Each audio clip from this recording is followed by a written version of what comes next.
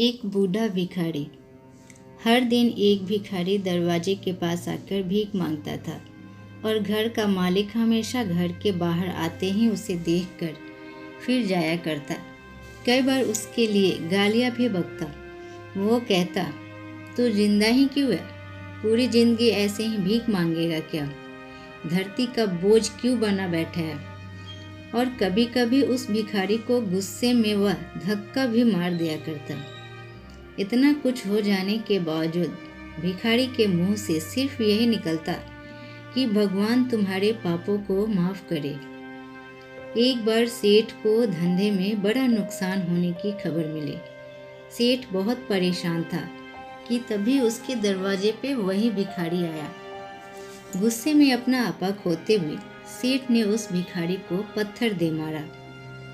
पत्थर लगने के कारण भिखारी का सर फूट गया और उसके सर से खून बहने लगा। फिर भी दर्द से कराहते हुए भिखारी ने इतना ही कहा, भगवान तुम्हारे पाप को माफ करे। भिखारी वहां से चला गया। सेठ सोच में पड़ गए। भिखारी को पत्थर मारा, फिर भी उसने सिर्फ प्रार्थना की। सेठ का गुस्सा शांत हुआ। सेठ का मन शांत हुआ। भिखारी का रहस्य जानने के लिए सेठ ने भिखारी का पीछा करना शुरू कर दिया। भिखारी जहाँ जहाँ जाता, सेठ उसके पीछे जाता। सेठ ने देखा कि कोई उसको खाना देता तो कोई उसको मारता, कोई अपमानित करता तो कोई गाली देता। लोग भिखारी के साथ चाहे जैसा व्यवहार करते, लेकिन भिखारी सबके लिए एक ही प्रार्थना करता, भगवान तुम्हारे पाप माफ करे। अब रात होने की आई थी। भिखारी अपने घर जाने के लिए लौटा। वो अपने घर पहुंच गया, लेकिन सेठ अब भी उसका पीछा कर ही रहा था। एक पुरानी टूटी हुई खटिया पर एक बूढ़ी औरत लेटी हुई थी। काफी कमजोर और बीमार लग रही थी वह। भिखारी की पत्नी थी। अपने पति को वापस आता देख वह खाट से उठ खड़ी हुई। पत्नी ने अपने पति के भीख वाले कटोरे में देखा, उसमें सिर्फ आधी बासी रोटी ही थी। उसे देखकर वह बोली, आज बस इतना ही मिला? और हाँ, आपके सिर से खून निकल रहा है, ये चोट कैसे लगी? बूढ़ा भिखारी बोला, आज बस इतना ही मिला, किसी ने कुछ दिया ही नहीं।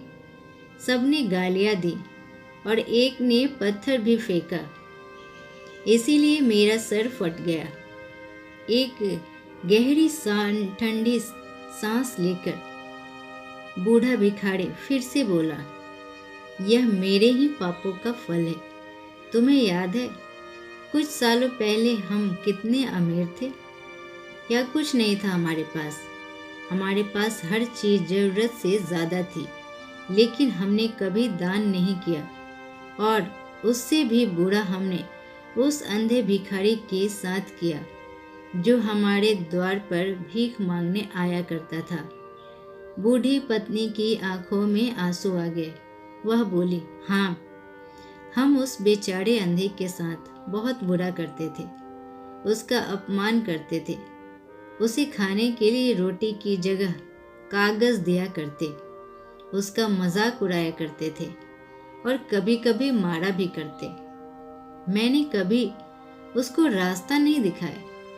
एक बार मैंने उसके मुंह पर मिट्टी भी फेंकी थी और वह हमेशा दुखी होकर यही कहता कि भगवान तुम्हें तुम्हारे किए की सज़ा देगा, भगवान तुम्हारे पापों की सज़ा जरूर देगा। उसका श्राप सच हुआ और हम इस दुख भरी जिंदगी में आ गए। भिखारी बोला, हाँ, उसका श्राप सच हुआ, इसीलिए मैं किसी को बद्दुआ नहीं देता, चाहे कोई मेरे साथ कैसा भी बर्ताव करे। मैं हमेशा उसके लिए प्रार्थना करता हूँ। मैं नहीं चाहता कि कोई भी हमारे जैसे जिंदगी का अनुभव करे, किसी को भी हमारे जैसे दुखों का सामना करना पड़े। वो नहीं जानते कि वह कितना बड़ा पाप कर रहे हैं, इसीलिए अनजाने में हुए पाप की ऐसी सजा किसी को भी ना मिले। मैं यही चाहता हूँ। सेठ वहीं पर छुपकर यह सारी बातें सुन रहा था। अब उसे सब कुछ समझ में आ गया था। भिखारी और उसकी पत्नी ने वह आधी रोटी मिल बांटकर खाई और भगवान को धन्यवाद बोलकर सो गए। अगले दिन वह भिखारी फिर से भीख मांगने गया। सेठ के घर के पास जाते ही सेठ ने पहले से गरम रोटी उसके लिए निकाल कर रखी थी। उसे देते हुए सेठ विनम्रता से बोला, माफ कर दीजिए बाबा, उससे बहुत बड़ी गलती हो गई। बूढ़ा भिखारी बोला, भगवान तेरा भला करे। इतना कहकर वह आगे निकल गया। इस कहानी से जो सीख लेने लायक है वह बड़ा ही सिंपल है कि आदमी चाहे किसी के बारे में बुरा कहे या भला, लेकिन भगवान सिर्फ कर्म के हिसाब से उसको फल देता है। क्या हुआ अगर भगवान नहीं दिखता है, लेकिन यह बात बिल्कुल सच है, उसके खाते में सबका हिसाब बहुत पक्का होता है। इसीलिए जब किसी के लिए कुछ भी करो तो अच्छा ही करो। ये कहानी आपको कैसी लगी आप कमेंट बॉक्स में कमेंट कर बताएं। अगर इस चैनल पे नए हैं तो चैनल को लाइक, शेयर और सब्सक्राइब करें। Thank you.